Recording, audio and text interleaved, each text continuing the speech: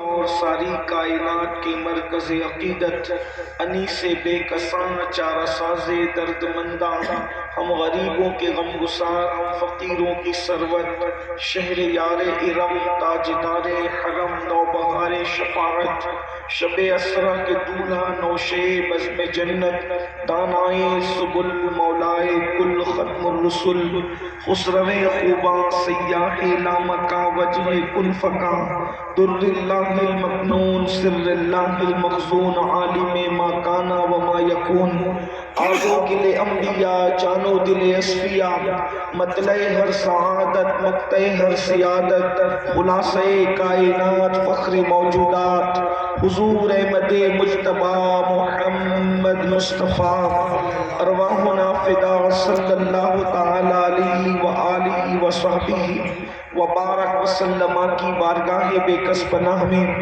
جس طریقے سے پڑھاؤں بلند آواز سے میرے ساتھ مل کر پڑھیں۔ الصلاۃ والسلام علیک یا رسول اللہ، الصلاۃ والسلام علیک یا نبی اللہ، الصلاۃ والسلام علیک یا حبیب اللہ، وعلى آلك وأصحابك يا نور الله، صلی اللہ تعالی علیہ وسلم۔ واہ کیا مرتبہ اے غوث ہے بالا تیرا، واہ کیا مرتبہ اے غوث ہے بالا تیرا، اونچے اونچوں کے سروں سے قدم اعلیٰ تیرا، سر بھلا کیا کوئی جانے کہ ہے کیسا تیرا، اولیاء ملتے ہیں آنکھیں وہ ہے تلوہ تیرا، اور کیا دبے جس پہ حمایت کا ہو پنجہ تیرا، شیر کو خطرے میں لاتا نہیں کتا تیرا، قسمیں دے دے کے کھلاتا ہے پلاتا ہے تجھے، پیارا اللہ تیرا چاہنے والا تیرا، سارے اقطاب جہاں کرتے ہیں کعبے کا طواف، کعبہ کرتا ہے طواف در والا تیرا، اور تو حسینی حسنی کیوں نہ محی الدین ہو، اے خضر مجمع بحرین ہے چشمہ تیرا، نبوی ذل علوی برج بطولی منزل، حسنی چاند حسینی ہے اجالا تیرا، نبوی نیہ علوی فصل بطولی گلشن، حسنی پھول حسینی ہے مہکنا تیرا، اور ہے رضا یوں نہ بلک تو نہیں جیت تو نہ ہو، ہے رضا یوں نہ بلک تو نہیں جیت تو نہ ہو، جید سید ہر دہر ہے مولا تیرا۔ آج کی یہ محفل قطب الاقطاب غوث الاغواث غیاث الکونین سیدنا شیخ عبد القادر جیلانی حضور غوث پاک پیر دستگیر رضی اللہ تبارک و تعالیٰ کی بارگاہ میں خراج عقیدت پیش کرنے کے لیے منعقد کی گئی ہے۔ اللہ تبارک و تعالیٰ قبول فرمائے، اور ہمارے برادر مکرم جناب رضوان خان صاحب جو آپ کے علاقے کے اللہ پاک، انہوں نے جو محفل سجائی، ان نوجوانوں کو لے کر اہل سنت کے جوانوں کو اللہ تبارک و تعالیٰ سب کی خدمات کو قبول کرے، دونوں جہان کی برکتوں سے نعمتوں سے مالا مال فرمائے۔ یہ دور جس دور میں ہم اپنی زندگی گزار رہے ہیں یہ فتنوں کا دور ہے، اور اس دور میں اسلام دشمن طاقتیں پوری کوشش کر رہی ہے کہ کسی طرح سے مسلمانوں کا تعلق اسلام سے کمزور ہو جائے یا ٹوٹ جائے، اور قرآن اور حدیث کے خلاف الگ الگ انداز سے شکوک و شبہات پیش کیے جاتے ہیں، تاکہ کسی طرح ہماری نئی نسل، ہمارے نوجوان اسلام کے حوالے سے شکوک اور شبہات میں مبتلا ہو جائیں، اور اپنے بزرگوں کی وہ وراثت، وہ ورثہ جو ان کو نسل بعد نسل ملتا چلا آ رہا ہے، وہ اس سے اکثر ہاتھ دھو بیٹھے، یعنی ان کے پاس تصویر اسلام تو موجود ہو مگر حقیقی اسلام ان کے پاس موجود نہ ہو۔ حقیقت اور تصویر میں فرق ہوتا ہے. مقرر کی تصویر مقرر کی یاد کو دلا سکتی ہے لیکن تقریر نہیں کر سکتی. تصویر اور حقیقت میں یہ فرق ہوتا ہے. پانی کی تصویر پانی کی یاد تو دلا سکتی ہے لیکن پیاس نہیں بجھا سکتی. کھانے کی تصویر منہ میں پانی تو لا سکتی ہے لیکن بھوک نہیں مٹا سکتی. اسی طرح اسلام دشمن طاقتوں کی سازش یہ ہے کہ وہ ہمارے سامنے اسلام کی تصویر رہنے دے اور حقیقی اسلام ہمارے درمیان سے ختم ہو جائے. اسی لیے سب سے آسان کام دنیا میں شک پیدا کرنا ہے اور ہمارے دلوں کے اندر کبھی اللہ کے خلاف شک پیدا کرنے کی کوشش کی جا رہی ہے. یعنی اللہ رب العزت کے حوالے سے عقیدہ توحید کے حوالے سے شک پیدا کیا جا رہا ہے. اللہ رب العزت کے بارے میں رسولوں کے بارے میں شک پیدا کیا جا رہا ہے. ولیوں کے بارے میں شک پیدا کیا جا رہا ہے. چونکہ آج سرکار غوث پاک کی محفل ہے میں بہت دیر تک کوئی گفتگو کرنے کی بجائے جتنی دیر تک آپ کا ذوق سلامت ہوگا اور جتنی دیر تک آپ سننا چاہیں گے اتنی دیر تک کچھ باتیں عرض کرنے کی سعادت حاصل کروں گا. لیکن توجہ فرمائے اللہ اکبر. آج مختلف لوگوں کو اسکالرز کے نام پر محققین کے نام پر مقررین کے نام پر ہمارے درمیان کھڑا کیا جاتا ہے اور وہ ولیوں کے حوالے سے بولتے نظر آتے ہیں. یہ ولی کیا دے سکتے ہیں, یہ ولیوں کی کرامت کیا چیز ہے.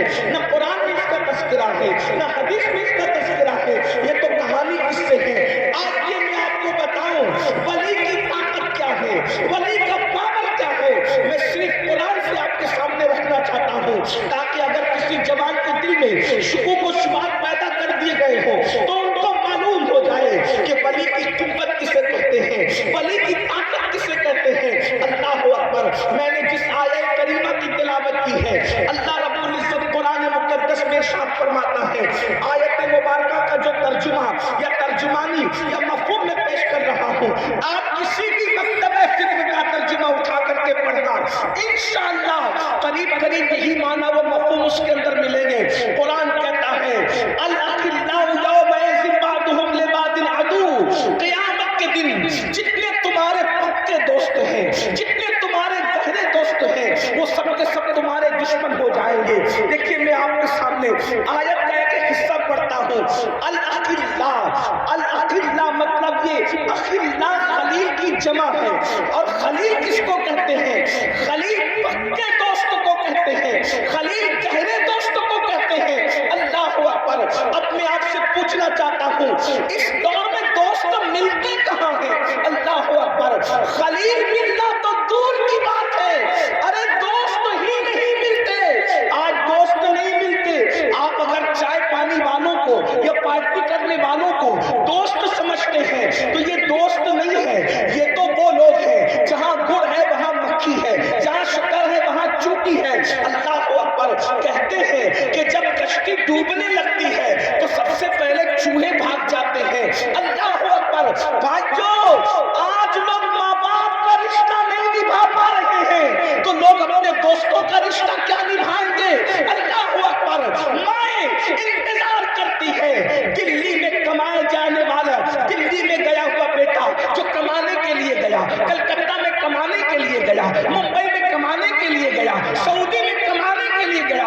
گاؤں کی بڑھیا کہتی ہے کہ میرا بیٹا تو دلی رہتا ہے, میرا بیٹا تو کلکتہ رہتا ہے, میرا بیٹا تو ممبئی رہتا ہے, میرا بیٹا تو سعودی رہتا ہے. لیکن اللہ اکبر اس ماں کو 24 گھنٹے میں جو ماں بار بار بیٹے کا نام لیتی ہے, بیٹا 24 گھنٹے میں ایک بار بھی اپنی ماں کو فون کر کے اس کی خیریت پوچھنے کے لیے تیار نہیں ہے. اب آپ مجھے بتائیں اللہ اکبر, جب لوگ اپنے ماں باپ کا رشتہ نہیں نبھاتے تو لوگ دوستی کا رشتہ کیا نبھا سکتے ہیں؟ دوست تو دنیا سے ختم ہو گئے, چند آپ گن سکتے ہیں. لیکن اگر دوست کی تصویر بتانا چاہوں تو دیکھو دوست کسے کہتے ہیں تو صحابی رسول کہتے ہیں دوست کی نشانی یہ ہے جب آپ نے اس کے کندھے پہ ہاتھ رکھ کے کہا چل اور اس نے پوچھا کہاں تو وہ دوست نہیں ہو سکتا, بلکہ دوست تو اسے کہتے ہیں کندھے پہ ہاتھ رکھ کے کہا چل تو بغیر پوچھے چل دینا چاہیے. اس کو اس کی فکر نہ ہو کہ لے کے کہاں جائے گا, ارے جہاں لے جائے گا دوست میں اس کے ساتھ جانے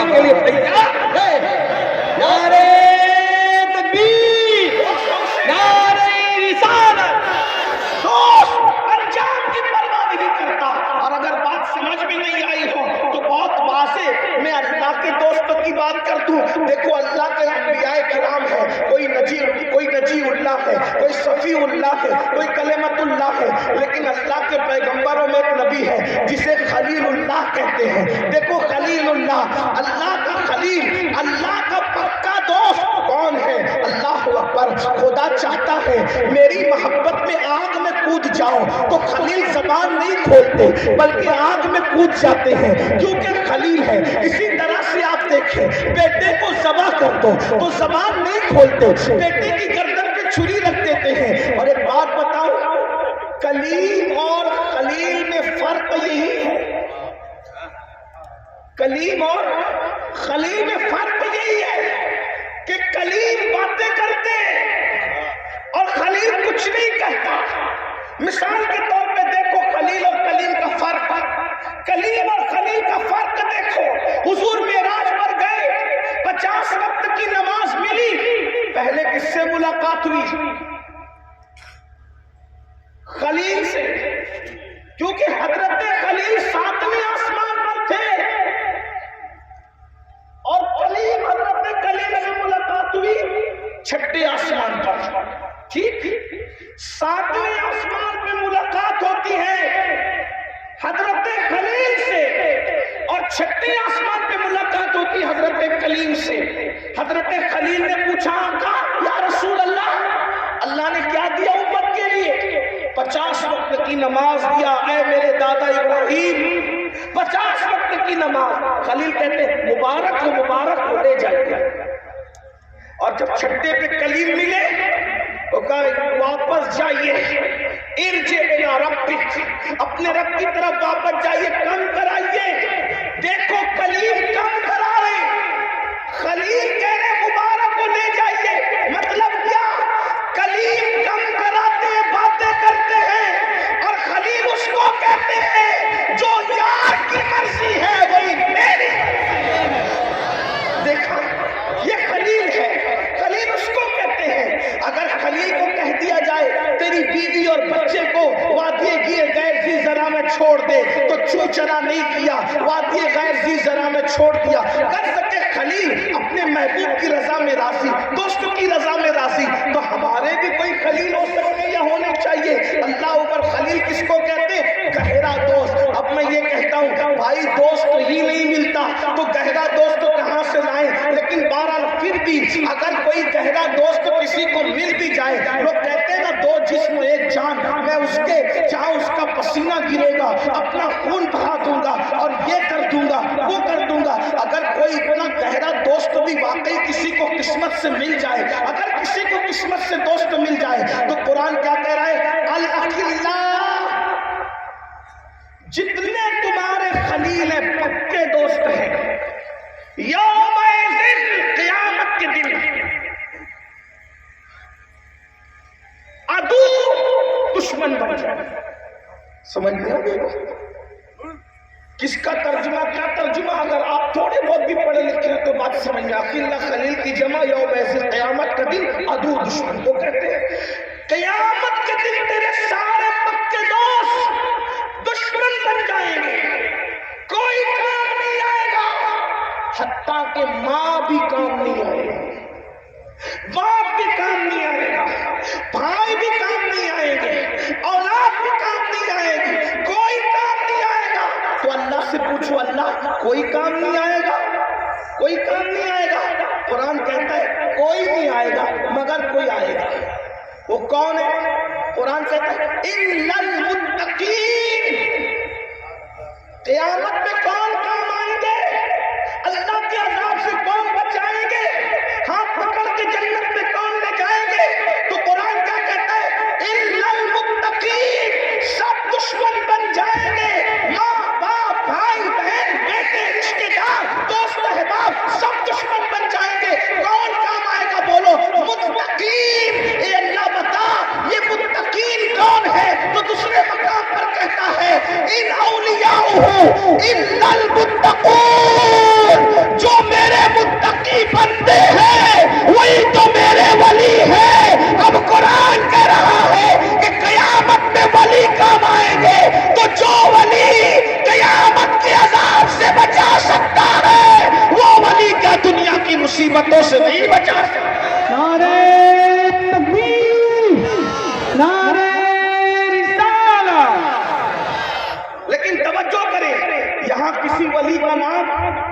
نہیں لیا. آپ کی بات سمجھ میں آ رہی؟ توجہ ہے آپ کی؟ یہاں کسی ولی کا نام مل کے بولو، کسی ولی کا نام. ہر ولی کام آئے گا، ہر ولی کام آئے گا. کون سا؟ وہ ولی غیباً شاہ جس کا نام بھی کسی کو نہیں پتا، اگر واقعی ولی ہے وہ بھی کام آئے گا، وہ بھی کام آئے گا. وارث دیوا کام آئے گا، امام اہل سنت کام آئے گا، مخدوم اشرف کام آئیں گے، شاہ برکت اللہ کام آئیں گے. ارے نام نہیں لیا، جو جو ولی ہوگا وہ کام آئے گا، قیامت میں کام آئے گا. اب آپ مجھے بتائیں، جب عام ولی کی یہ شان ہے تو جو بڑے بڑے ولی ہوں گے قیامت میں ان کی کیا شان ہوگی؟ اور جب قیامت میں بڑے ولیوں کی شان یہ ہوگی تو جس کے ہاتھوں سے ولایت دی گئی ہے اس سرکار غوث اعظم کی قیامت کے دن کیا شان ہوگی؟ جس کو ولیوں کا سلطان بنایا، جس کو ولیوں کا سردار بنایا. بلکہ روایتوں میں آتا ہے جب اللہ اپنے ولیوں سے کہے گا جاؤ تم سب جنت میں داخل ہو جاؤ، بلکہ سارے مومنوں سے کہے گا کہ تم سب جنت میں چلے جاؤ، تم سب جنت میں چلے جاؤ، تو سب لوگ جلدی جلدی جنت میں چلے جائیں گے.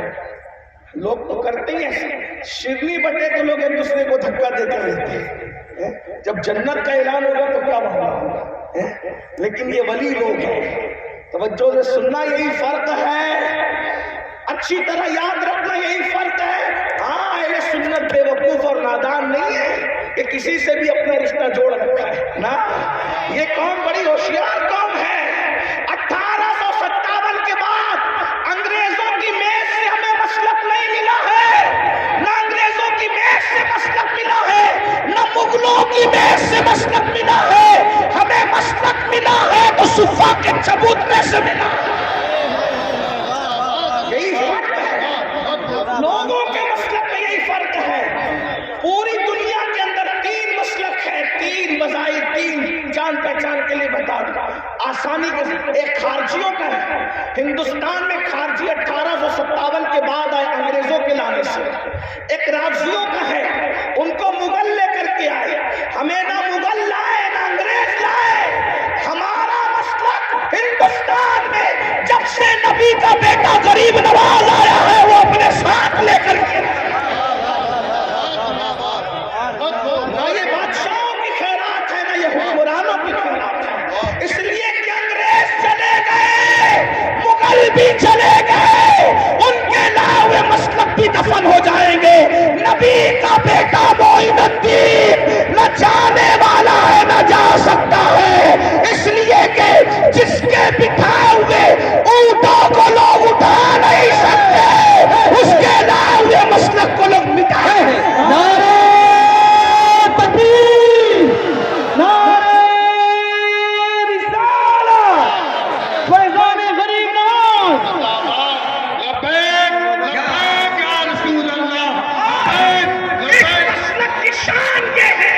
جس کی صحیح ترجمانی 14ویں صدی میں امام اہل سنت نے یوں فرمائی ہے کہ اہل سنت کا ہے بیڑا پار، اصحاب حضور نجم ہے اور ناؤ ہے عطرت رسول اللہ.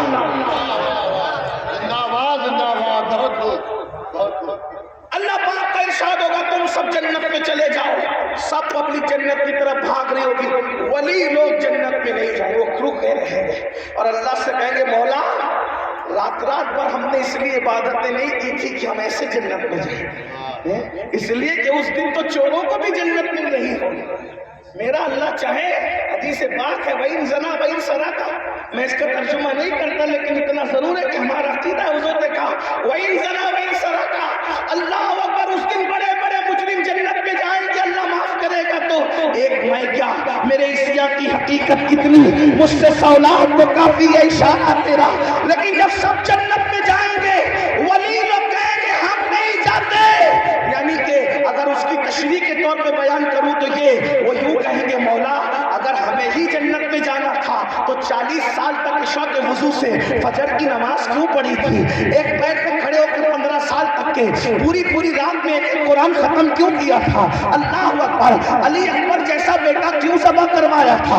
علی اصغر جیسا معصوم کیوں ذبح کروایا تھا؟ اللہ اکبر۔ کر سکے اولیاء کہیں گے مولا ہم نہیں جاتے، اس لیے کہ اگر ہم جائیں تو ہمارے ماننے والے کہاں رہیں گے؟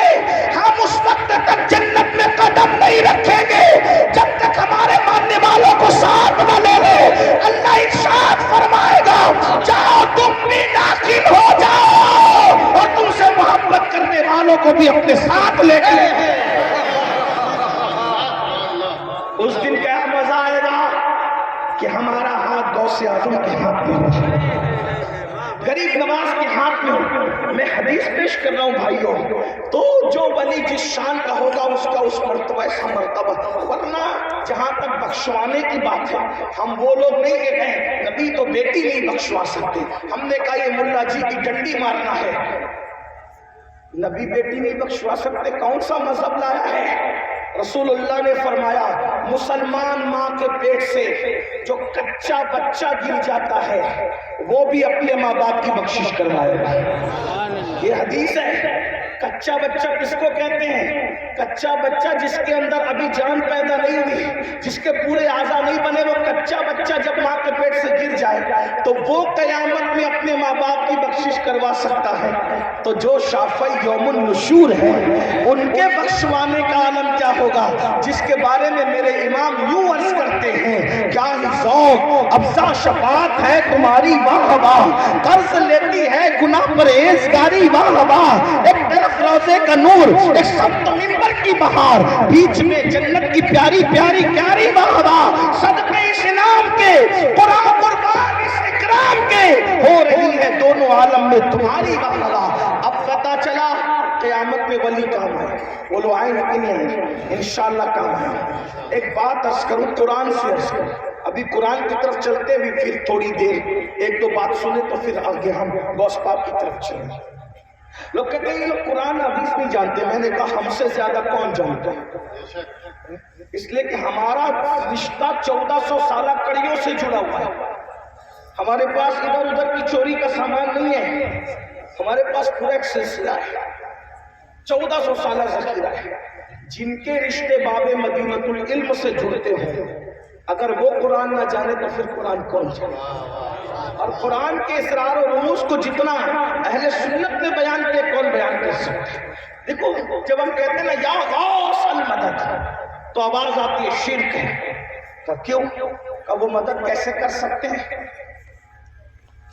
یہ گاؤں کا نام کیا ہے؟ منوٹی۔ منوٹی میں کہا یا غوث المدد، غوث پاک کہاں ہے؟ بولو بھائی جائیں بول دو بھائی، بولو میری بات سمجھ میں آ رہی کہ نہیں آپ کو؟ تو پھر بولیے نا کون سے گاؤں میں بیٹھے ہو؟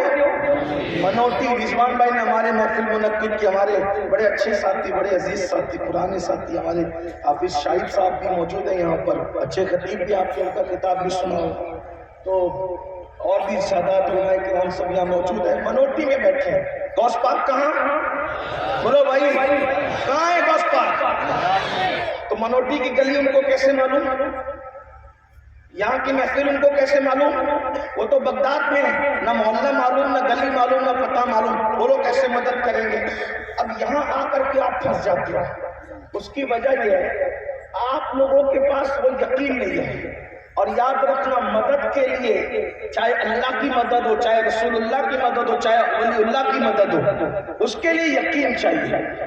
دلم الیقین لوگوں کو کبھی کچھ نہیں ملتا، ہمیشہ یقین والوں کو ملتا ہے۔ حضور شیخ الاسلام علامہ سید مدنی میاں صاحب قبلہ فرماتے ہیں یقین والے کہاں سے چلے کہاں پہنچے۔ رسول اللہ کے دور میں کلمہ صحابہ نے بھی پڑھا تھا، اور کلمہ عبداللہ ابن ابی کی جماعت نے بھی پڑھا تھا۔ نبی کے ہاتھ میں کلمہ صدیق نے بھی پڑھا، ابن ابی کی جماعت نے بھی پڑھا۔ صدیق کہاں پہنچے اور ابن ابی کی جماعت کہاں پہنچی؟ فرق کیا ہے دونوں میں؟ وہ ڈھول الیقین لوگ اور یہ حق الیقین والے۔ تو اب مقام کس کا ہے؟ یقین والے کہاں سے چلے کہاں پہنچے جو اہل شک ہیں اگر میں مگر میں، جو اہل شک ہیں، شک والوں کو کچھ نہیں ملتا، یقین والوں کو ملتا۔ یقین کی بات آئی تو مولانا روم یاد آ گیا۔ ابھی بات عرض کر دوں، پہلے یہ بات سمجھ میں آتی ہے تو سن لے، توجہ سے بہت اچھے سے سن رہے، اس لیے تھوڑا حوصلہ ہو رہا ہے، ورنہ بات کو بہت لمبی نہیں کرنی آپ سے، لیکن توجہ کر لو۔ یقین، بہنیں اور مائیں موجود ہیں تو ان کی بھی توجہ، کیونکہ عورتیں زیادہ یقین والی ہیں۔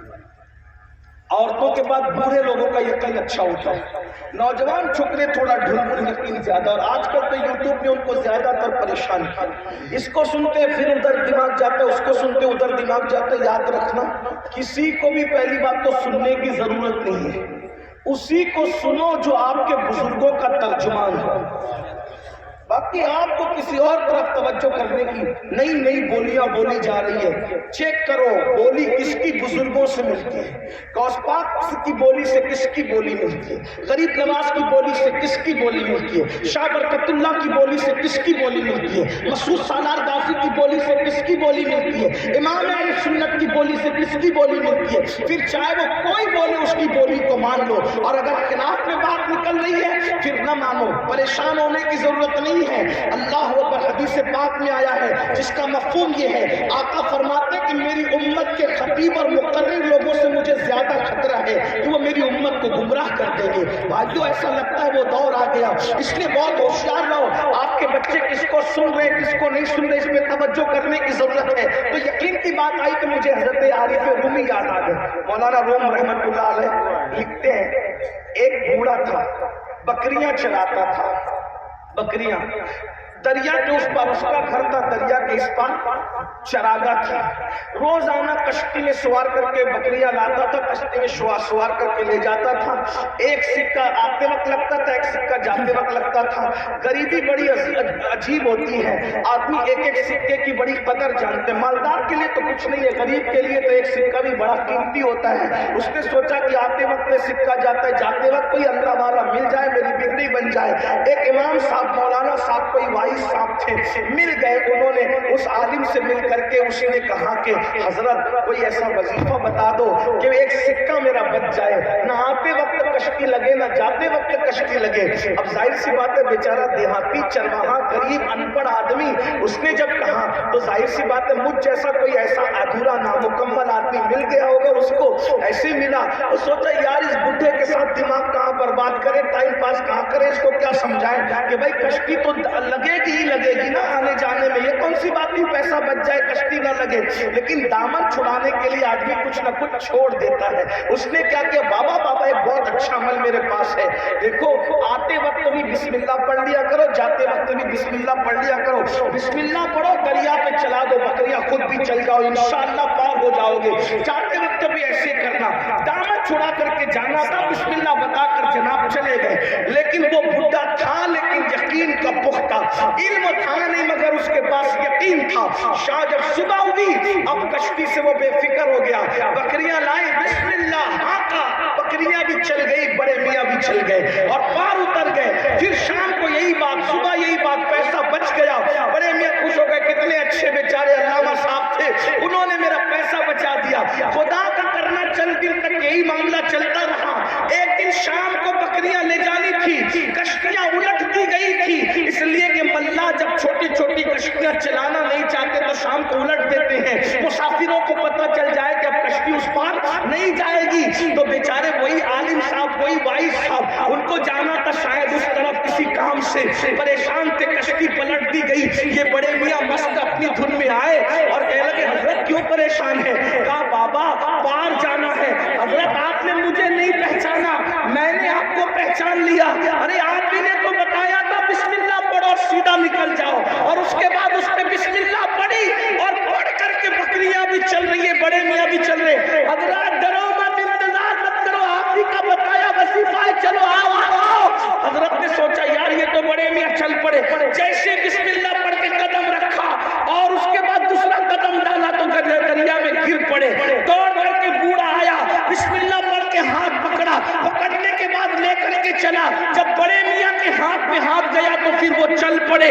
جب اس بار پہنچے تو کہا حضرات آپ کے بتائے وظیفے پر بکریاں بھی چل رہی ہے، میں بھی چل رہا ہوں، آپ کیوں ڈوب گئے؟ تو اس نے بہت ندامت کے ساتھ کہا کیا کروں، علم تو ہے مگر تیرے جیسا یقین کہاں سے ہو؟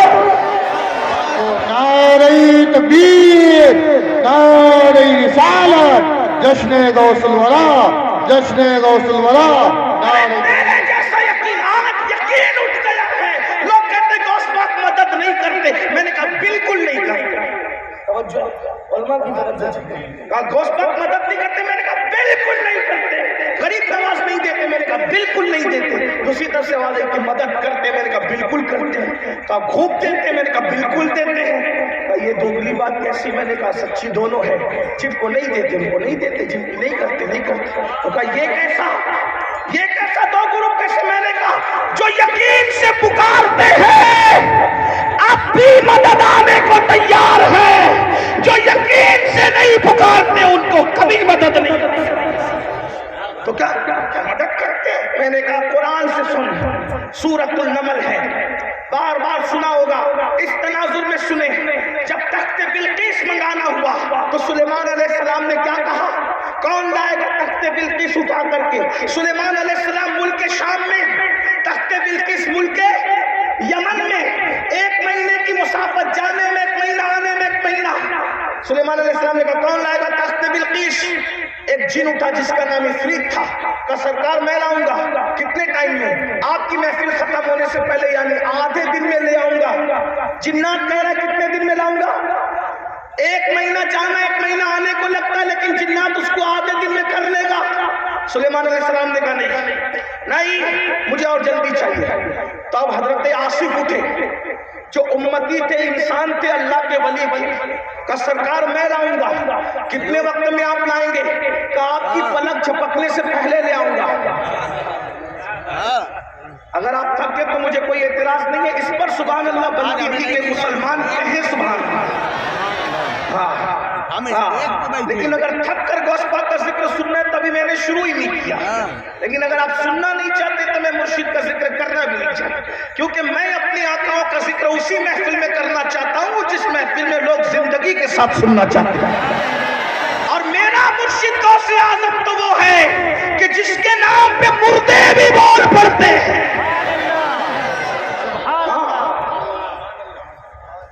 آصف بن برقیہ نے کہا پلک جھپکنے سے پہلے لے آؤں گا، اور پلک جھپکنے سے پہلے لے کر آ بھی گئے۔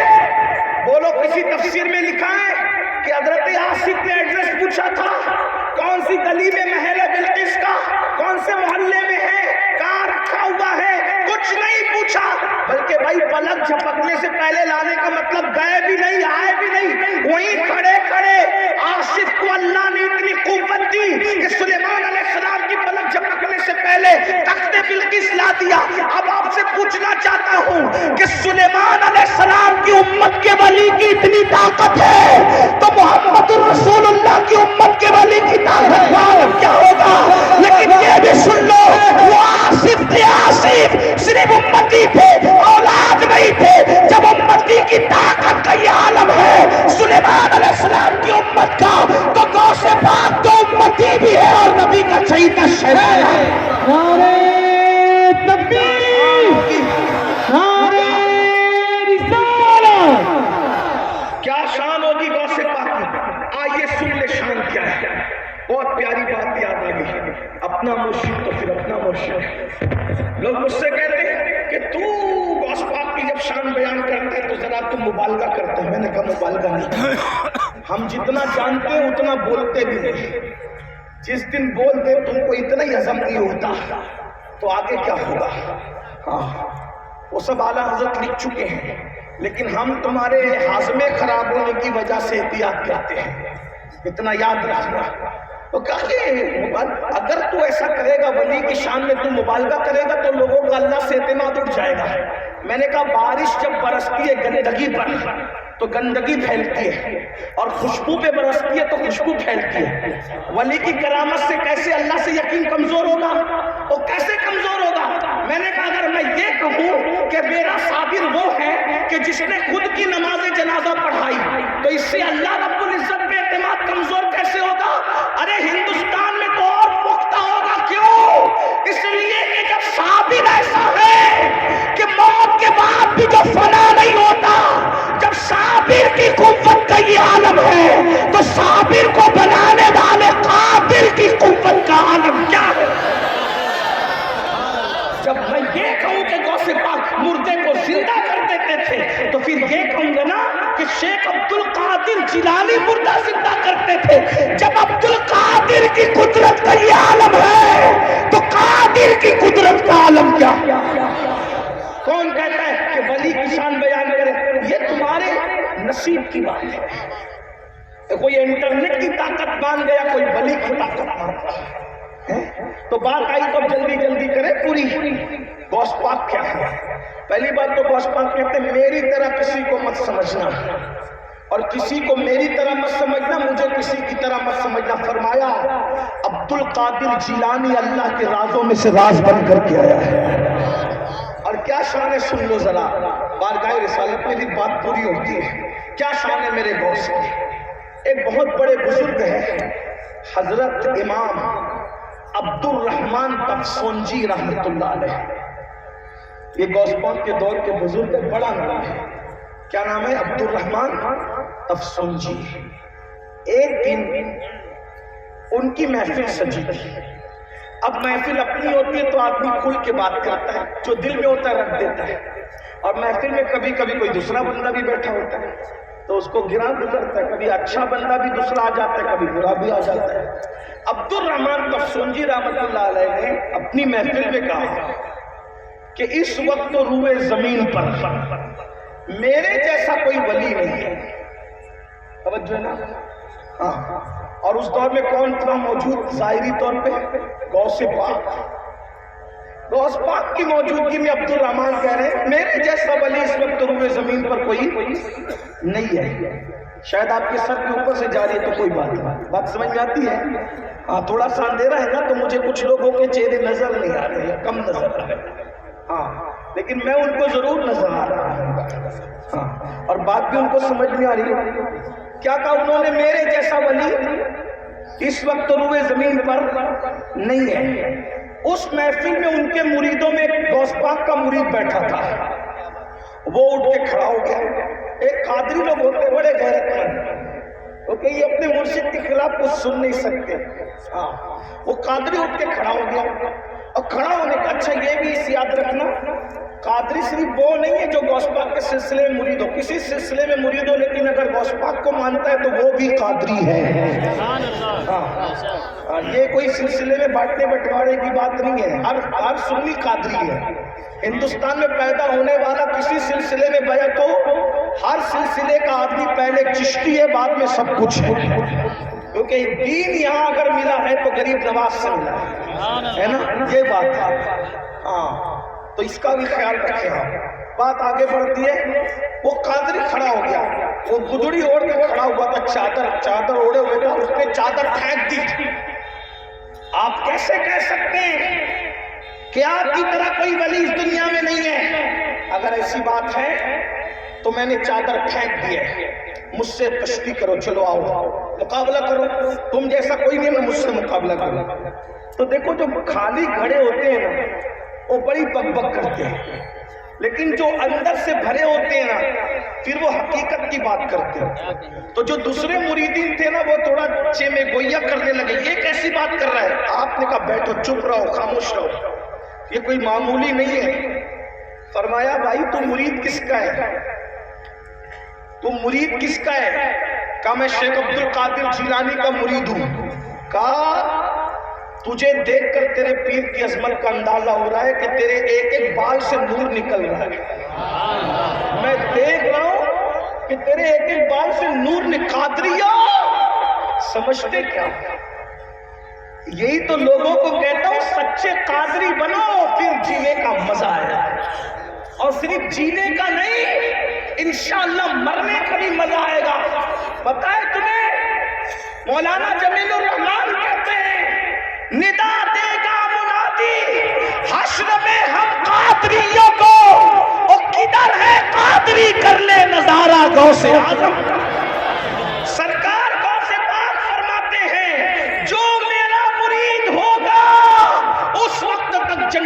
قدم نہیں رکھوں گا جب تک اپنے مرید کو جنت میں ساتھ نہ لے آؤں۔ فرماتے میرے مرید پر میرا سایہ ایسے ہے جیسے آسمان کا سایہ زمین پہ ہوتا ہے۔ میرا مرید گرنے لگتا ہے تو میں اس کا ہاتھ پکڑ کر اس کو تھام لے کر گرنے سے بچا دیا کرتا ہوں۔ سنیوں مجھے بتاؤ، قادری بنو، قادری پہلے۔ اب قادری بننے سے پہلے مسلمان بنو، کیونکہ مسلمان بنے بغیر کوئی قادری نہیں بن سکتا۔ اب آپ تو خوش ہو گئے ہوں گے، غوث پاک مرتے وقت، موت کے وقت بھی سرحانے تشریف لائیں گے۔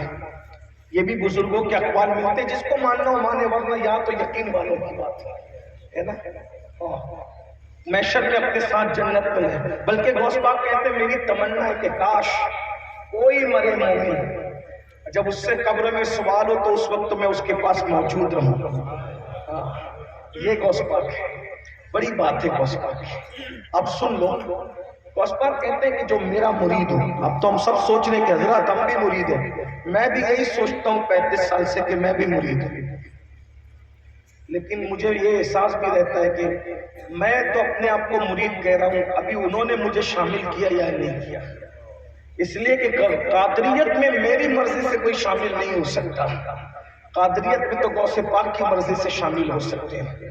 اگر ہم قادری ہیں، برا مت ماننا، پیش کی معافی مانگ رہا ہوں، لیکن سچی بات کہہ جاؤں گا۔ بات ختم کرنے سے پہلے بھائیوں، کپڑا پکڑنے سے اگر صرف قادریت مل جاتی تو دنیا میں رونا نہیں رہتا۔ صرف کپڑے پکڑنے سے قادریت نہیں ملتی، رنگ برنگی ٹوپیاں پہننے سے قادریت نہیں ملتی، رنگ برنگی امامے سر پہ سجانے سے قادریت نہیں ملتی۔ قادریت سب سے پہلے ملتی ہے دامن شریعت پکڑنے سے۔ غوث پاک کے مرید سے پہلے ہم شریعت کے مرید ہیں۔ جو شریعت کا مرید نہیں ہو سکتا وہ کبھی کسی کا مرید نہیں ہو سکتا۔ آپ سے پوچھتا ہوں، اگر واقعی قادری ہو، نمازیں کہاں ہیں؟ آج 95% لوگ نمازوں سے کوسوں دور ہیں۔ اور ایک بات آپ کو بتاؤں، سن لیں، آج ہماری عوام کو بڑی چلبلی مچی ہوئی ہے۔ مولانا طفیل پر امین القادری کا کیا فتویٰ ہے؟ امین القادری پر سید انس کا کیا فتویٰ ہے؟ سید انس پر ناظم صاحب کا کیا فتویٰ ہے؟ ناظم صاحب کا شاہد بھائی پہ کیا فتویٰ ہے؟ اس پہ کیا فتویٰ ہے؟ اس کی دو میں برابر لگے رہتے ہیں۔ او بے نمازیوں، صحابہ کا تم پہ کیا فتویٰ ہے، کبھی سوچا؟ سیدنا عمر ابن خطاب فاروق اعظم فرمایا کرتے تھے جو نماز چھوڑ دے وہ کافر ہوتا۔ فاروق اعظم کا فتویٰ ہے بے نمازی کے خلاف وہ کافر۔ مولا علی فتویٰ دیا کرتے تھے کہ بے نمازی کافر۔ عبداللہ ابن مسعود فتویٰ دیا کرتے تھے بے نمازی کافر۔ میں حنفی ہونے کی وجہ سے میرے امام نے تعویل کی ہے تو ہم بھی تعویل کو مانتے ہیں، ڈائریکٹ بے نمازی کو کافر نہیں کہتے ہیں۔ لیکن امام اعظم کیا کہتے ہیں؟ جب کوئی بندہ نماز چھوڑتا ہے تو مرتے وقت مجھے ڈر ہے کہ اس کا ایمان اس سے چھین لیا جائے۔ آپ مجھے بتاؤ، آج اتنا بڑا یہ جلسہ ہے، ماشاءاللہ لوگ بڑی تعداد میں موجود ہیں، لیکن اس میں ہاتھ مت اٹھانا، ذلیل کرنے نہیں بلایا، کیونکہ میرے حضور کی امتی ہو اور حضور کی امت کی عزت کعبے کی عزت سے بڑھ کر ہے، اس لیے آپ کو جلسے میں ہم ذلیل کرنے نہیں بلاتے۔ آپ تو ہمارے مخدوم ہو، آپ آتے ہو، ہم سے سن لیتے ہو، آپ کا سننا ہی ہمارے لیے نجات ہے۔ ہم تو یہ تصور لے کر آتے ہیں کہ تمہارے صدقے ہم لوگ بخشے جائیں گے، لیکن اتنا ضرور کہتا ہوں، یہ رونا ہے کہ 80% جو مجمع آتا ہے، بلکہ 90% وہ لوگ عشاء پڑھے بغیر آتے ہیں اور جا کر کے فجر بھی نہیں پڑھتے۔ جلسے کا فائدہ کیا ہے؟ ہزاروں جلسے ایک پڑھنے میں رکھو اور فجر کی 2 رکعت نمازیں پڑھنے میں رکھو، ہزاروں جلسوں کا ثواب فجر کی 2 رکعت کے برابر نہیں ہو سکتا۔ اور کون سے قادری ہو؟ سرکار غوث اعظم حنبلی المسلک ہے، اور حنبلی لوگ کہا کرتے تھے کہ بے نمازی کافر ہوتا ہے۔ بلکہ بعض حنبلی اور شافعی علماء تو یہاں تک کہتے ہیں، جس کو امام المتکلمین علامہ نقی علی خان اعلیٰ حضرت کے والد نے اپنی کتاب سرور القلوب میں لکھا کہ بعض شافعی اور حنبلی علماء کہتے ہیں کہ بے نمازی مر جائے تو اس کو غسل بھی مت دو، بے نمازی مر جائے تو اس کی قبر بھی مت بناؤ، بلکہ مٹی برابر کر دو تاکہ اس کی ذلت پتہ چلے کہ یہ کتنا ذلیل ہے۔ بے نمازی سے نفرت کیے. آج ہم نماز چھوڑ کر مسلمان ہیں. کیسے مسلمان ہو؟ جس ملک میں رہتے ہو اس ملک کا قانون فالو کرتے ہو. جس مذہب میں رہتے ہو اس مذہب کا کون سا قانون ہماری زندگی میں ہے؟ مجھے بتاؤ کون سا قانون ہے؟ اللہ پاک نے حلال و حرام کا قانون دیا کہ یہ ہماری زندگی میں موجود ہے. آج مسلمان حرام کھا رہے ہیں, بڑی تعداد میں حرام کھا رہے ہیں. کوئی سود کا دھندا کر رہا ہے, کوئی جوئے کا دھندا کر رہا ہے, کوئی شراب کا دھندا کر رہا ہے, کوئی چرس بیچ رہا ہے, کوئی گانجا بیچ رہا ہے, کوئی بھنگ بیچ رہا ہے. بلکہ بڑی معذرت کے ساتھ میری کہنا اچھا بھی نہیں لگتا لیکن شراب آتی ہے. اگر ہائی وے پر مسلمانوں کی ہوٹلیں ہیں تو اس میں چائے کے ساتھ شراب بھی بیچتے ہیں. اور بڑی معذرت کے ساتھ حق کہنے میں مجھے کوئی آگ نہیں ہے, چاہے گالی دو چاہے دعا دو, چائے کے ساتھ شراب بھی بیچتے ہو اور شراب کے ساتھ 80% ہوٹلیں ایسی ہے کہ پھر تم جسم بھی بیچتے ہو. دوسری قومیں بیچ رہی ہے, ہمیں اس پر بھی تعجب ہے, لیکن چونکہ ان کے پاس مرنے کے بعد اٹھنے کا قیامت کا تصور نہیں ہے. تمہارے پاس تو تصور ہے نا. کیا پیسہ ہی سب کچھ ہے؟ مال ہی سب کچھ ہے؟ کیا مسلمانوں کے کان تک یہ حدیث نہیں پہنچی کہ جس نے سود کا ایک لقمہ کھایا گویا اس نے اپنی ماں کے ساتھ 36 مرتبہ زنا کیا؟ سود کھانے والا اور کعبۃ اللہ میں زنا کرنے والا دونوں برابر ہے. کیا مسلمانوں کے کانوں تک یہ حدیث اور یہ روایت نہیں پہنچی کہ جب حضرت عیسیٰ علیہ السلام نے مردے کو زندہ کیا تو وہ مردہ اٹھ گیا, اور حضرت عیسیٰ علیہ السلام نے اس مردے سے پوچھا, عیسیٰ علیہ السلام نے مردے سے پوچھا کیا حال ہے؟ کہا ابھی تک بخشش نہیں ہوئی میری.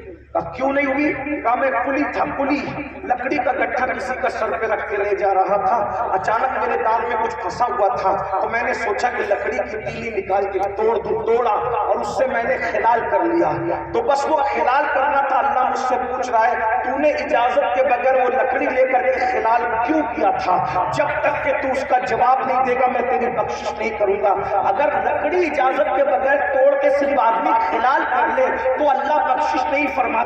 جو لاکھوں کروڑوں روپیہ لوگوں کا گبن کر کے داڑیاں رکھ کے حاجی نمازی بن بیٹھے وہ جنت کے ٹھیکیدار بننا چاہتے ہیں. یہ اسلام نہیں ہے. حرام کھاتے جاؤ اور تہجد پڑھتے جاؤ. اسلام کہتا ہے پہلے حلال پیٹ میں ڈال, تہجد نہ بھی پڑے گا تو تو تہجد گزار سے بہتر ہے اگر تو حلال کھا کے عشاء اور فجر پڑھتا ہے. ہمارے حلال کی اہمیت ہے. آج ہمارے بچے باغی کیوں ہیں؟ لوگ بہت رونا رو رہے, بیٹیاں بھاگ رہی ہے, بیٹے بھاگ رہے. میں نے کہا کھلایا کیا تھا وہ بتا, کیا کھلایا تھا؟ کیا کھلایا تھا؟ بڑی سے بڑی اسکول میں ڈال دو پڑھنے کے لیے اور مدرسے میں ڈال دو, لیکن اگر حرام کھلا کر کے بڑا کیا ہے کوئی تعلیم کا اثر نہیں ہوگا. پہلے اتنی تعلیم نہیں تھی لیکن بچے بڑے باادب تھے. بہت کم پڑھے لکھے لوگ ہوتے تھے لیکن تھے باادب. کیوں؟ کیونکہ ان کے ماں باپ ان کو حلال کھلاتے. آج تو بڑی بڑی اسکولوں میں ڈالنا ہے نا تو اس کے لیے جوئے سے پیسہ چاہیے. حرام پیسہ, حلال حرام کی کوئی تمیز نہیں ہے.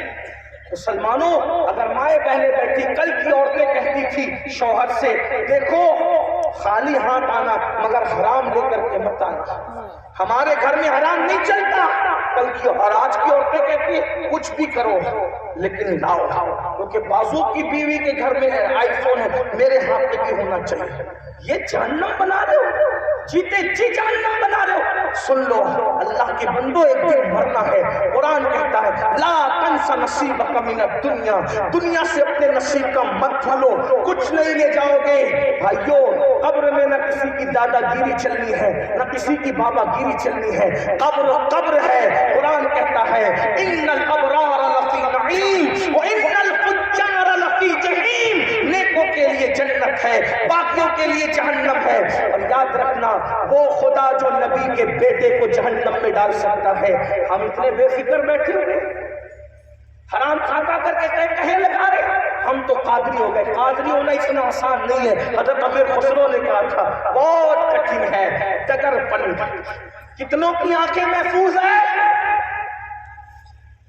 اپنے موبائل میں کیا کیا بھر رکھا ہے کبھی تصور کیا؟ مشکل پاسورڈ موبائل میں رکھنے والوں, سب کی نگاہ سے یہ پاسورڈ کے ذریعے سے ان گندے مناظر کو چھپا سکتے ہو. کیا رب کی نگاہوں سے بھی چھپا لے جاؤ گے؟ بے نمازی کا حال تو یہاں تک میرے آقا نے فرمایا کہ جیسے ہم اپنے بچوں کو کہتے ہیں نا شرابی کے ساتھ مت بیٹھنا، جواری کے ساتھ مت بیٹھنا، وہابی کے ساتھ، ہم بولتے ہیں بگڑے ہوئے کے ساتھ بیٹھنے سے منع کرتے ہیں، اللہ کے رسول کس کے ساتھ بیٹھنے سے منع کرتے تھے پتہ ہے؟ قرۃ العیون میں فقیہ ابو اللہ سمرقندی لکھتے ہیں آقا علیہ السلام نے حضرت ابو ہریرہ سے کہا، او ابو ہریرہ بے نمازی کے پاس مت بیٹھا کر، بے نمازی جہاں بیٹھتا ہے اس کے لعنت برستی ہے۔ ایوب کہاں ہے؟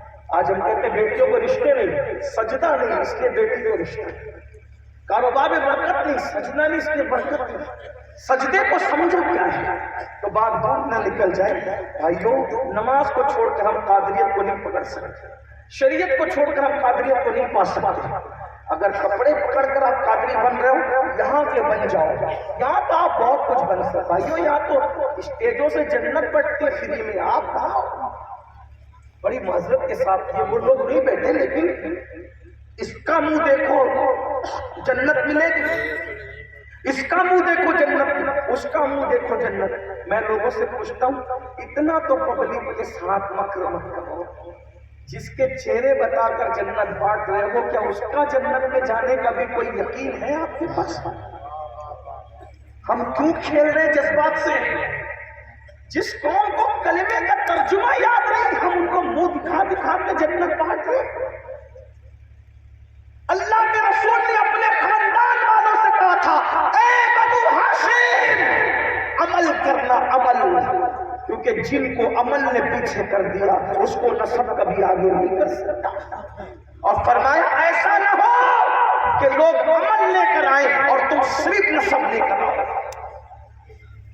میرے بھائیوں عمل کرو، اور پھر بنو ہاشم نے جو عمل کیا ہے ان کی طرح کون کر سکا؟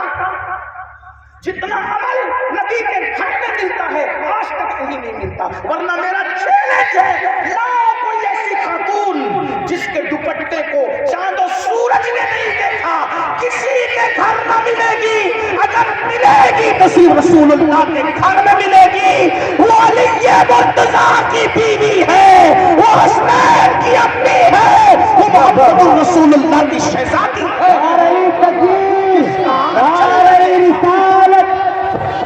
سیدائے کائنات سبحان اللہ سبحان اللہ، جس کا آنچل نہ دیکھا مو مہر نے اس ردائے نظافت کے لافظ۔ چلو میں جلدی اپنی بات پوری کر دوں تو عبد الرحمن تفسونجی کہتے ہیں اس کو دیکھ کر اس سے مت لڑو، اس کے بال میں مجھے نور نظر آ رہا ہے، تو مرید کس کا؟ جب مرید منور ہے نور سے تو پیر کیسا ہے؟ کہا میرے پیر شیخ عبد القادر جیلانی، اس پہ بول دیجئے سبحان اللہ، آپ بھی بول دیجئے میرے پیر شیخ عبد القادر جیلانی، کیونکہ غوث پاک کہتے ہیں جس نے اپنے آپ کو میرا مرید کہہ دیا انشاءاللہ وہ میرا ہی مرید ہے، انشاءاللہ بس یقین سے کہہ دو کہ غوث پاک میرے پیر ہیں، میں غوث پاک کا مرید ہوں، انشاءاللہ انشاءاللہ انشاءاللہ۔ تو کہا لیکن تیرا پیر بات میں ابھی تجھ سے کروں گا، لیکن یہ جو گدڑی تو نے اتار کر پھینکی ہے نا اس کو ذرا اٹھا لے۔ کام ایک بار گدڑی پھینک دیتے تو اٹھاتے نہیں ہیں، اس نے وہیں کھڑے کھڑے اس قادری مرید نے کہا اپنی بیوی سے بیگم ذرا میری چادر دینا، تو ایک ہاتھ آیا غیب سے ہاتھ اور اس نے چادر دے دی، وہ چادر یہ تو اور بڑا آدمی دکھ رہا ہے، جتنا سوچا تھا اس سے بڑا دکھ رہا ہے۔ تو کہا کہ تو اتنا بڑا ہے تو تیرا پیر کتنا بڑا ہوگا؟ کہ یہی تو کہہ رہے ابھی آپ نے جو کہا نا میرے جیسا ولی نہیں، تو میرا پیر پھر میرا پیر ہے۔ کہا لیکن ایک چیز بتا کہ میں جاتے وقت بھی اور آتے وقت بھی حضور کیا میں روز جاتا ہوں، حضور کی عدالت سچتی ہے، حضور کا دربار روز لگتا ہے، یہ روحانی بات ہے، یہ جن کو جو جاتے ہیں وہ جاتے ہیں، یہ پبلک کے سمجھ کی بات۔ لوگ ابھی کہیں گے یہ تو کہانی ہے، میں نے کہا تو خود کہانی ہے بچے، یہ نابالغ محققین نے تو ہر چیز کو کہانی کہنا شروع کیا ہے، جبکہ یہ کہانی ہے اور ہم یقین والے ہمیں کوئی فرق نہیں پڑتا۔ اس طرح بہت آ کر کے دنیا سے چلے گئے، مٹ گئے، مٹتے ہیں، مٹ جائیں گے آدھا تیرے، نہ مٹا ہے نہ مٹے گا کبھی چرچا تیرا۔ وہ کہا میں دربار رسالت میں جاتا ہوں، نہ کبھی جاتے وقت تیرا پیر ملا نہ کبھی آتے وقت ملا۔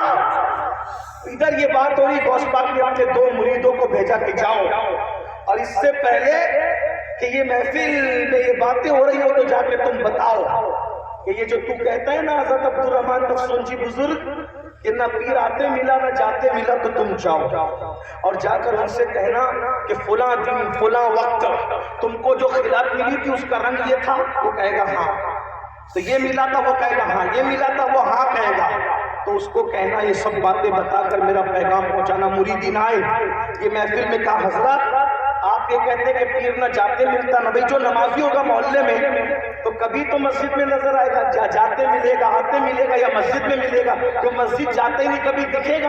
اور کبھی اگر میرا پیر رسول اللہ کے دربار میں بیٹھنے والا ہے تو کبھی تو مجھے ملتا، نہ جاتے ملتا، کبھی آتے ملتا، نہ دربار میں ملتا، لیکن کبھی نہیں ملا۔ تو غوث پاک نے بھیجا جاؤ اس کو بتاؤ عبدالرحمن تفسونجی کو میں کیا ہوں۔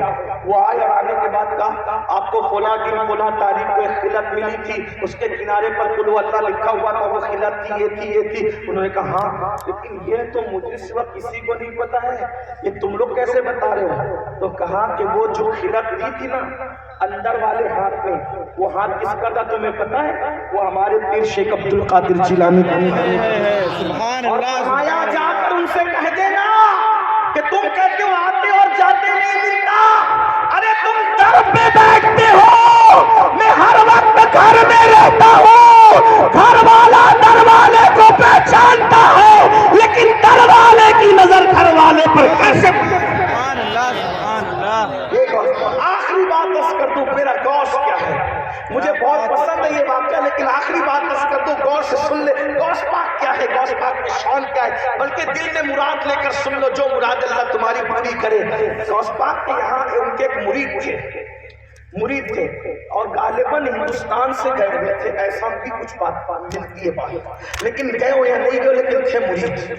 غوث پاک نے ان کو اپنی چوکھٹ پہ بٹھا رکھا تھا۔ کہاں بٹھایا تھا؟ چوکھٹ پہ، اور کہا تھا بابا میری خانقاہ میں روز لوگ سینکڑوں آتے اور جاتے ہیں، تو تو ان کو وضو کرایا کر اور استنجا کے ڈھیلے ان کو دھو دھو کے دیا کر۔ انہوں نے پیر کی چوکھٹ پہ 40 سال گزار دی۔ کتنے سال؟ 40 سال۔ ایک دن شیطان نے وسوسہ لایا، غوث پاک کی چوکھٹ پہ 40 سال سے بیٹھا ہوں، پیر نے مجھے دیا کیا ہے یار، کیا دیا مجھے 40 سال میں؟ چوروں کو ولی بنانے والا، چوروں کو قطب بنانے والا مجھے بٹھا کے رکھا۔ شیطان تو پھر شیطان ہے، شیطان تو پھر شیطان ہے، بڑا بدماش ہے، اللہ اس کے مکر سے ہم سب کی حفاظت کرو۔ بس یہ خیال آنا تھا۔ اتفاق سے 2 ابدال غوث پاک سے ملنے آئے۔ ابدال کس کو کہتے ہیں؟